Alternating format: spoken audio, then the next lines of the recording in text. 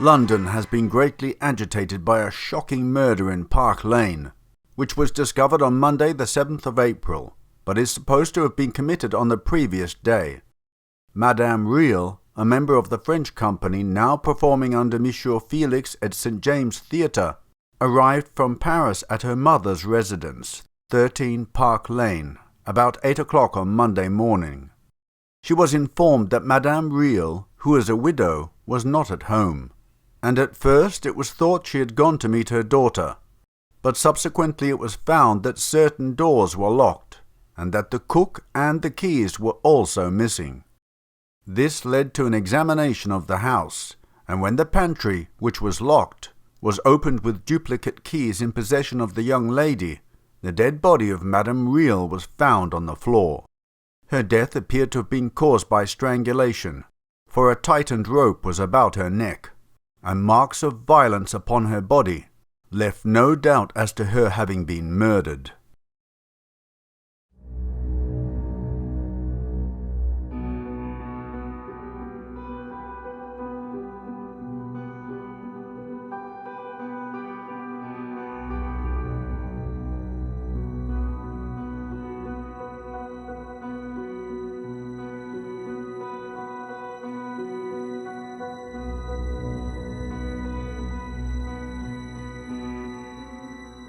Marie Caroline Riel was the daughter of Jules Richard Riel and his second wife, Marie Caroline née Besson. Monsieur Riel was a merchant and commissionaire. Her mother had a milliner's salon in the Rue Lafitte, where, according to the gossip press, she sold designer hats at eye-watering prices, to customers ranging from Cora Pearl to the Empress of Austria. According to the same press, she sold up in 1866 for 45,000 francs. Briefly engaged at the Académie, her daughter then joined the company at the Théâtre de Vaudeville, and in 1870 went to England with the Desjosets Company, which opened the Opéra Comique with Les Prés Saint-Gervais. At some stage, mother and daughter were loaned a house in Park Lane by a friendly lord, that nobleman being Lord Lucan III. One paper characterized him as an admirer of Julie. Anyway, they were already there in the April 1871 census, so he was being very friendly indeed.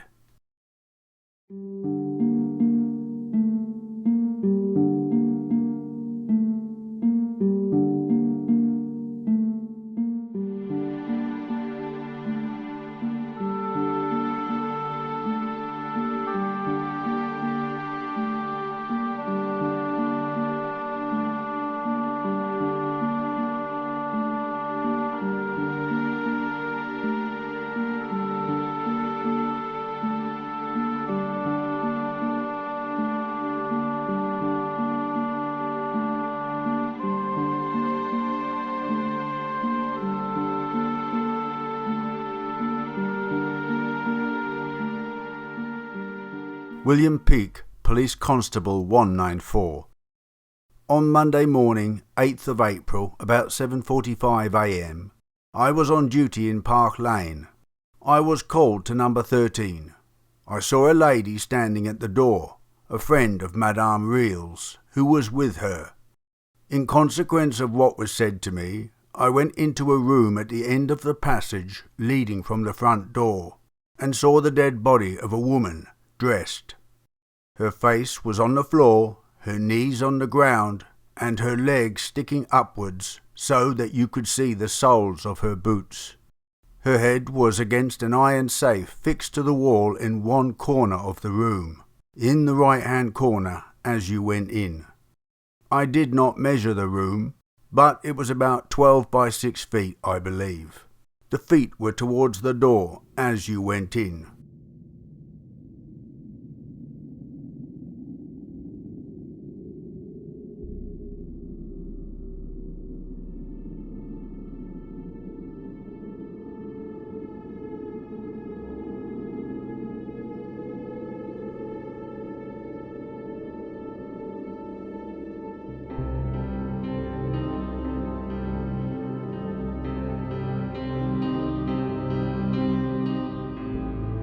I removed the body about 18 inches, as near as I can say, from the safe out towards the middle of the room. A rope was once round the neck, with a slip noose under the left cheek. The end round the neck was not loose, but there was about 6 feet to spare, and the other part was hanging loose over the body, and the other end was twisted twice round the handle of the door of the safe, which was, I suppose, about a foot from the floor. The rope was tight round the neck, and was just put slack round the handle of the door. It would slip round. It was loose round the handle. I was there when Dr. Wadham came. I was sent to the station for the inspector, and Sergeant Butcher came. We then, by Dr. Wadham's direction, removed the body into the back parlour. I had lifted the face off the ground before that to recognise who it was, and found it was the lady of the house.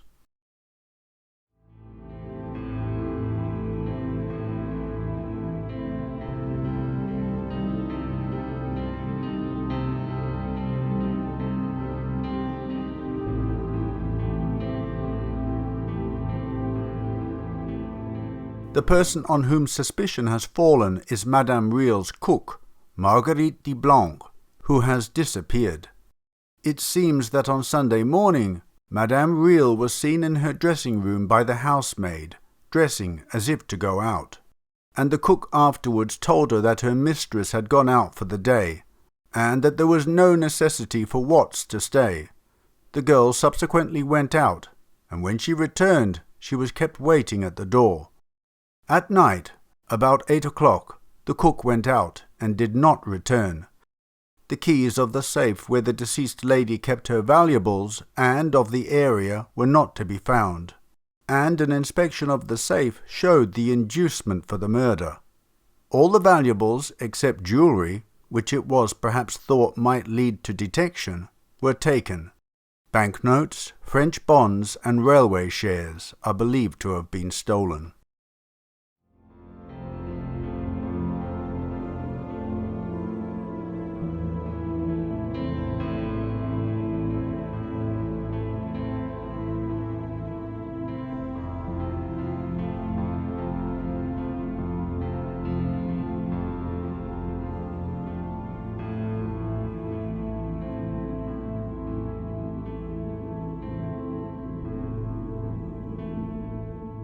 The murder was evidently committed in some other place than the pantry. It is probable that the body was first placed in the coal cellar, and thence dragged or carried to the pantry, for Watts states that she spoke about fetching up coals after her mistress was thought to have gone out, and the cook desired her not to do so.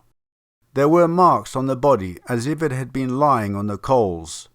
The danger of the body being seen while it was in the coal cellar must have struck the murderess, and she took an opportunity of removing it to the pantry, as a place over which she had direct control.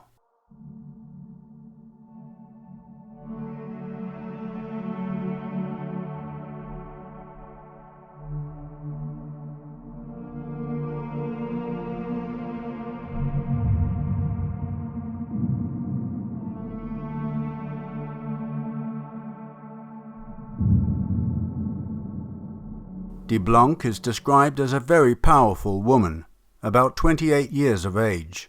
She is by birth and family a Belgian. She was in Paris during the reign of the Commune, and came to England as a distressed foreigner after the suppression of the insurrection. She was taken in, out of charity, to assist at a house where French cooked food is sold in Princes Street, Leicester Square, and gave the name of an abbé as recommending her. But of him no inquiry was made, for it was not intended to keep the woman more than a few days. She was in this situation about 6 months, and so got recommended to other service. The police are said to have ascertained that she has escaped to the continent, and believe that she will soon be in custody. A coroner's jury on Wednesday returned a verdict of wilful murder against her.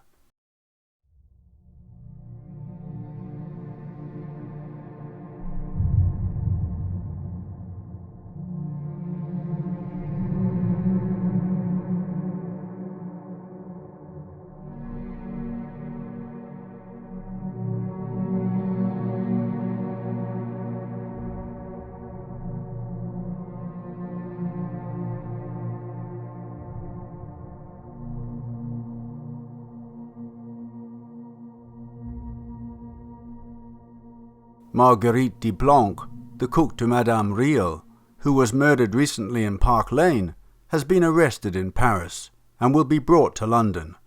The search was singularly simplified in consequence of a letter in the post office, which furnished the police with a clue to the whereabouts of Marguerite de Blanc, who, before leaving London, had written to the Sieur Dubois, Rue Saint-Denis, à Paris.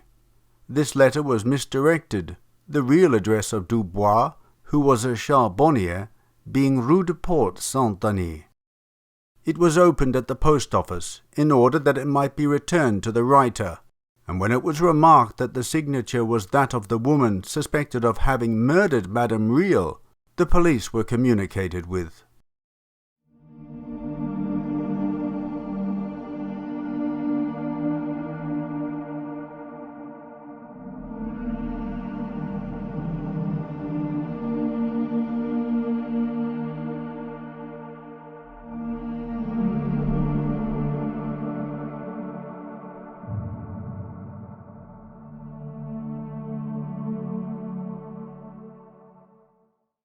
The detectives did not take long in making out the real address of Dubois, and on Saturday last they presented themselves at his shop, and found Marguerite measuring charcoal as if she had never done anything else all her life. When the detectives announced their business, she prepared to make a resistance, but seeing that the agents were in force, she allowed herself to be handcuffed. On being questioned, she confessed her crime, but declares that it was committed in a moment of passion, and not for gain. To this statement she adhered when examined by the magistrate.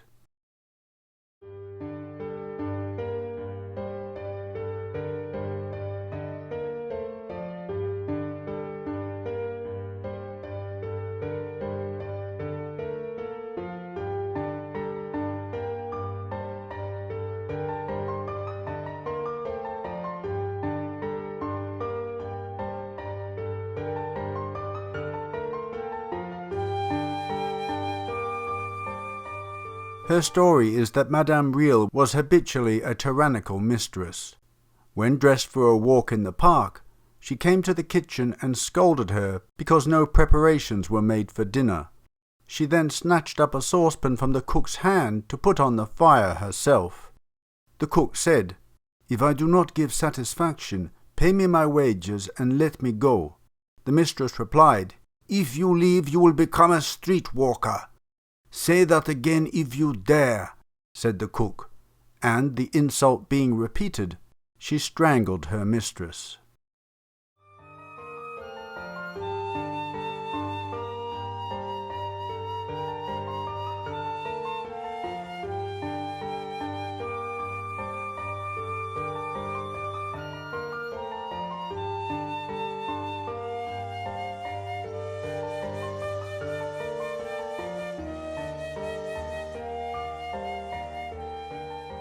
The magistrate observed that her nails were very short, and he could not believe that she killed Madame Riel with them.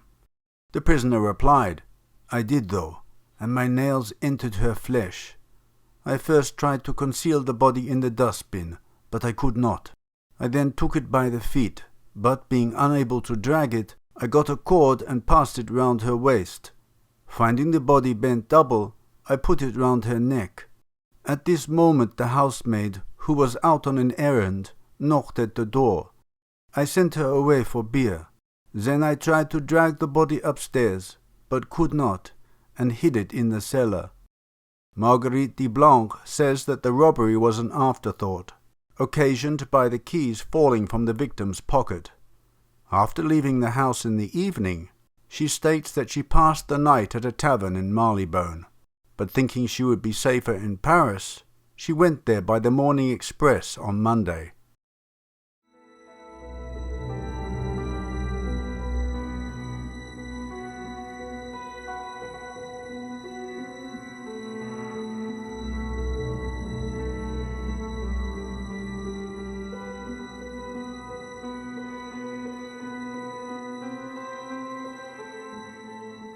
In Paris, she changed her lodgings 2 or 3 times, and on Friday removed to the house where she was found by the police.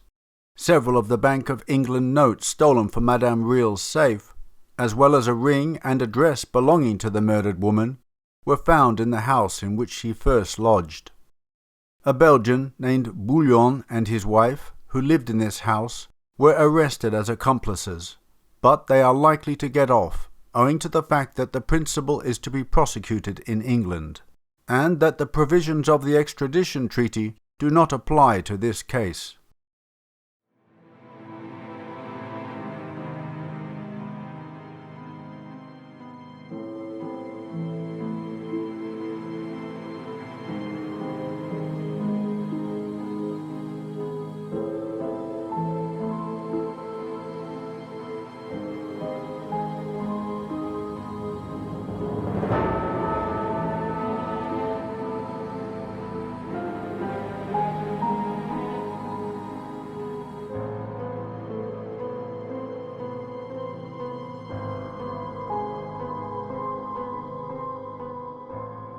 The charcoal dealer at Saint-Denis said that Deblanc confessed the murder to him before the police arrived, and he meant to inform them, but advised her she had nothing to fear because she was a Belgian, and also because no cutting instrument being used to draw blood, it was not a murder.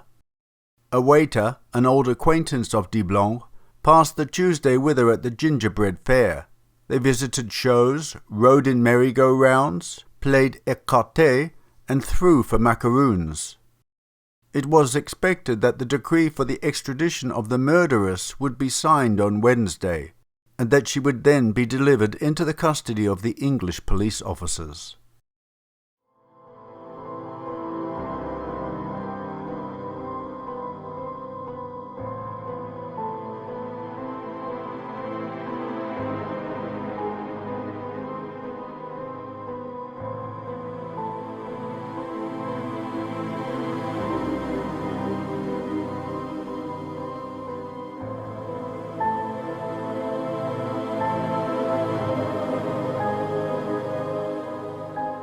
Marguerite Deblanc, charged with the murder of Madame Real, was examined at Bow Street on May the 2nd.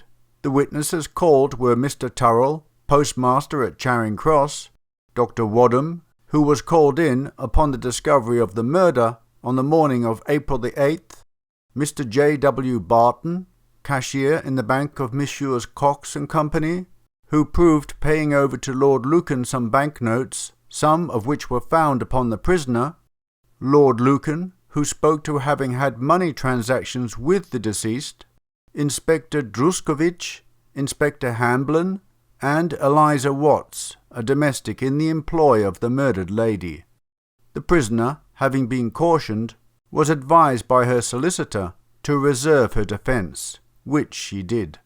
She was then committed for trial at the May sessions of the Central Criminal Court, but in order to give an opportunity for preparing her defence, the case was postponed till the June sessions.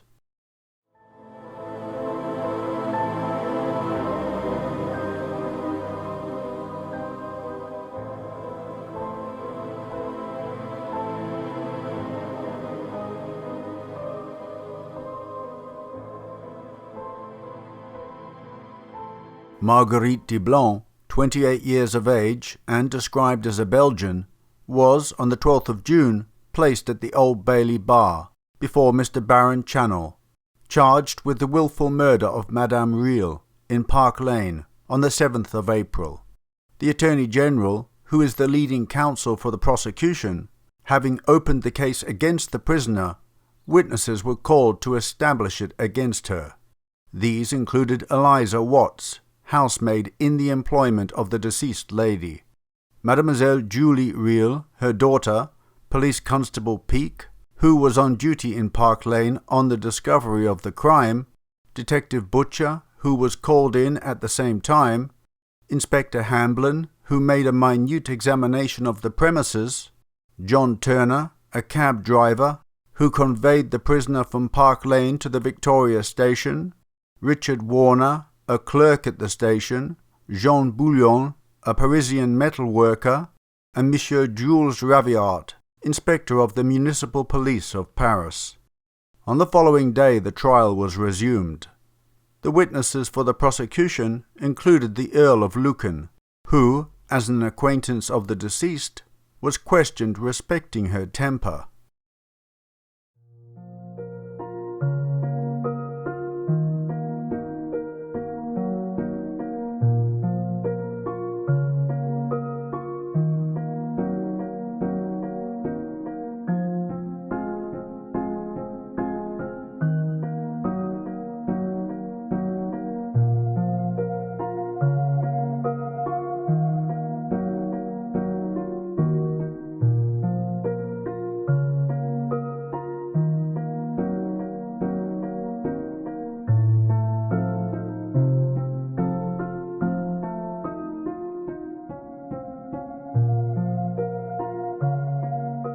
His lordship said she was like other French women, somewhat hasty, but he never noticed anything peculiar about her.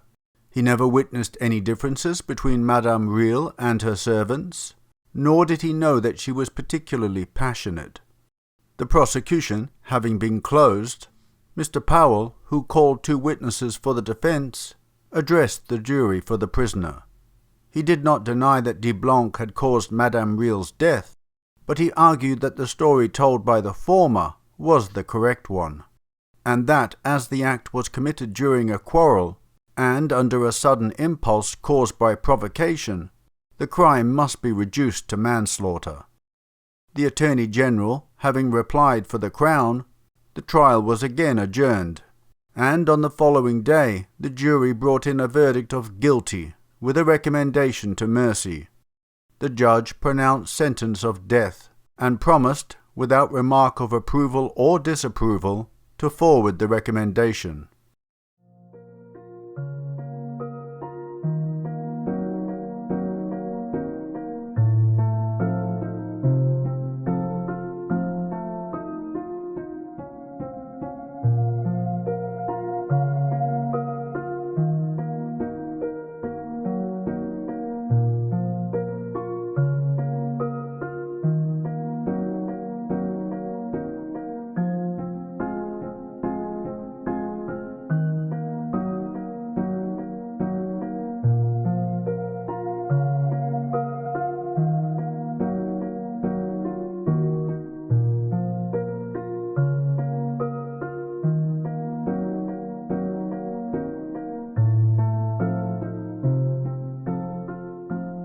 Well, my dear friends, I do hope you enjoyed that presentation.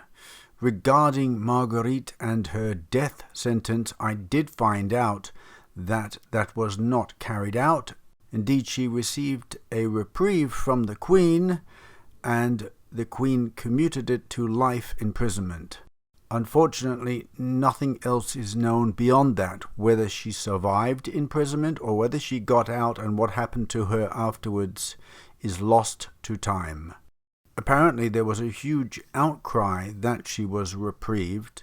Her family and the aristocrats were greatly outraged that she could basically murder someone, steal their valuables, and then do a bunk to France. They weren't happy about that, but there was nothing they could do. The Queen had spoken, and her wishes were carried out.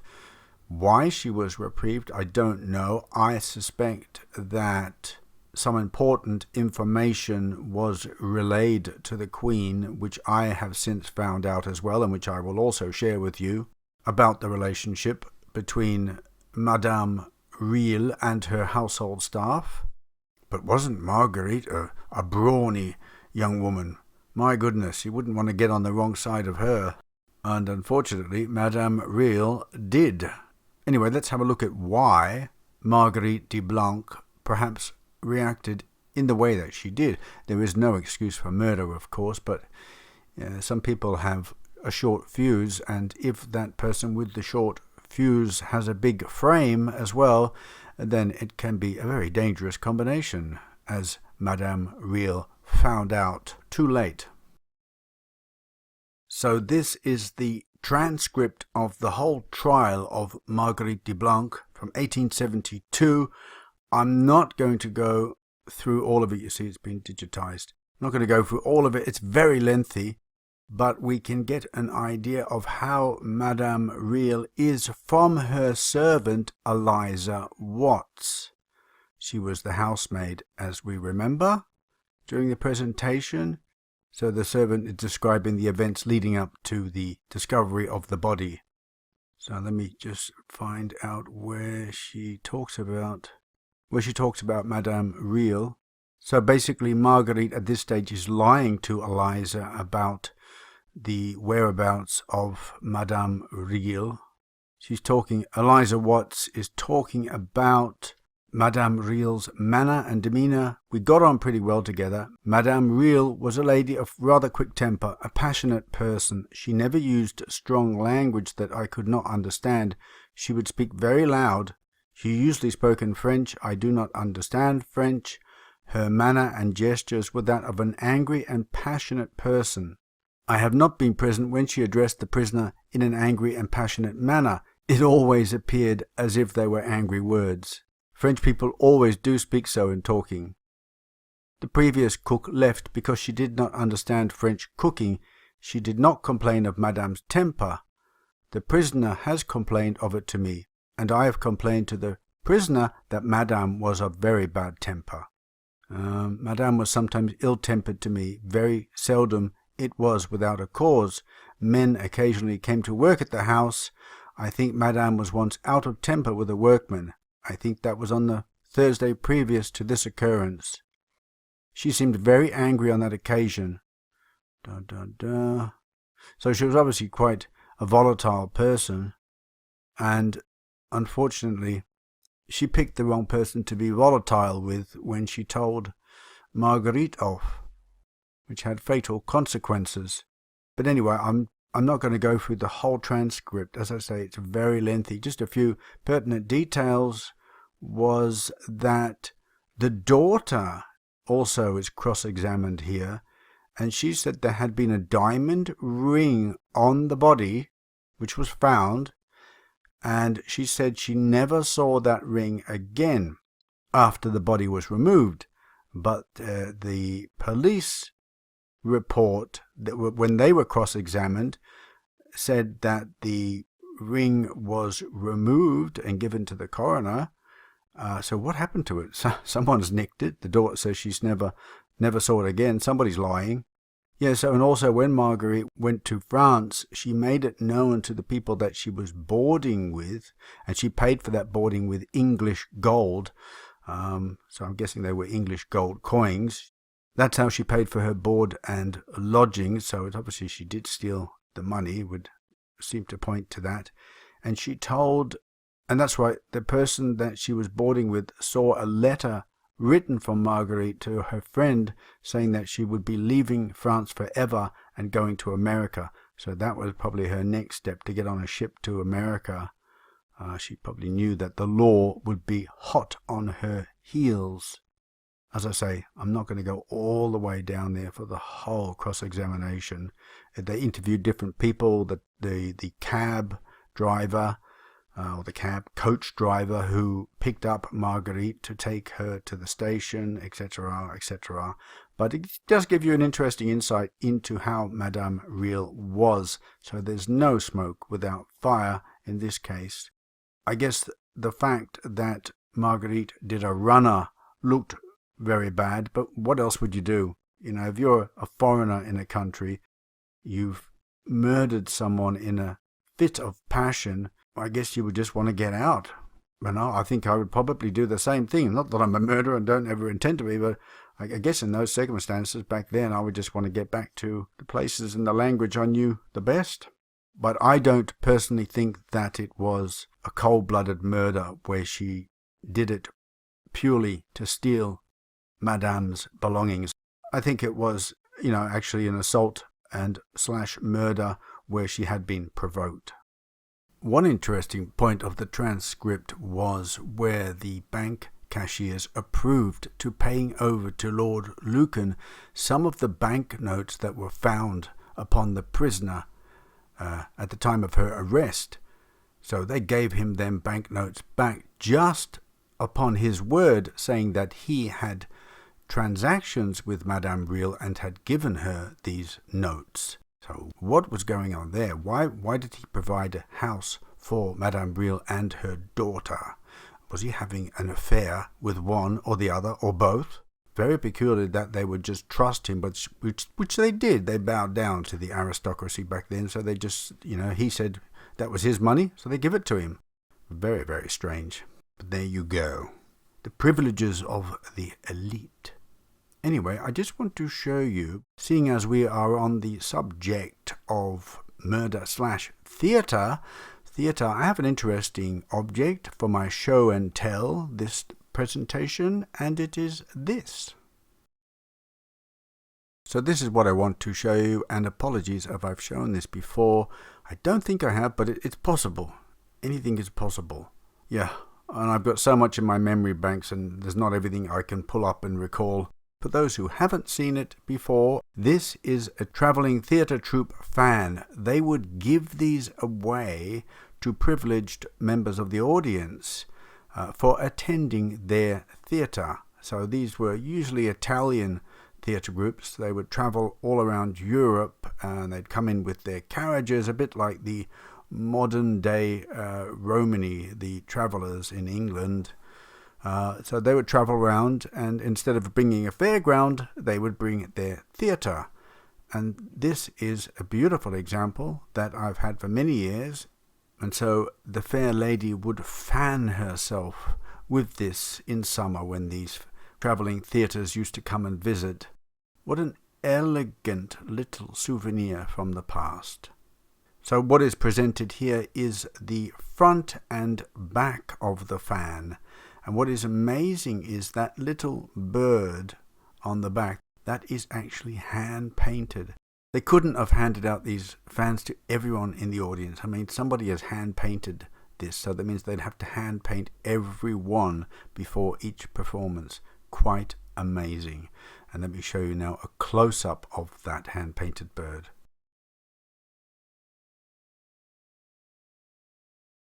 So the next image is Folies Bergère. This is a different era altogether. It's about 1920s. Isn't that fabulous? Isn't her costume fabulous? I find that absolutely delightful. Had this for quite a few years too, and I also have the original billboard to go with it. The billboard's of a slightly later date, but it's from the Folies Bergère. Unfortunately, I don't have a photo in my computer. I have it at my workshop, the billboard, the placard. I'll have to show you that another time, but these two go together. But that's just amazing. And the next one is a lady, I'm not sure, she looked French. What do you think? She certainly looked French to me. A very, very amazing costume she has. And on that note, my dears, I'm going to head off. Can you believe it's 2024 already? Where is the time going? Oh my goodness. I hope you're well. Let me know in the comment section. I have noticed that the comments have dropped off considerably. I don't know what's happening there.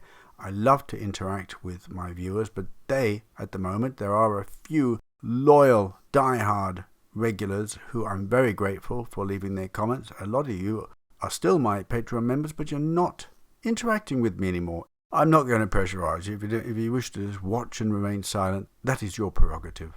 All right, my dears, be well, take care, and be happy. Bye-bye.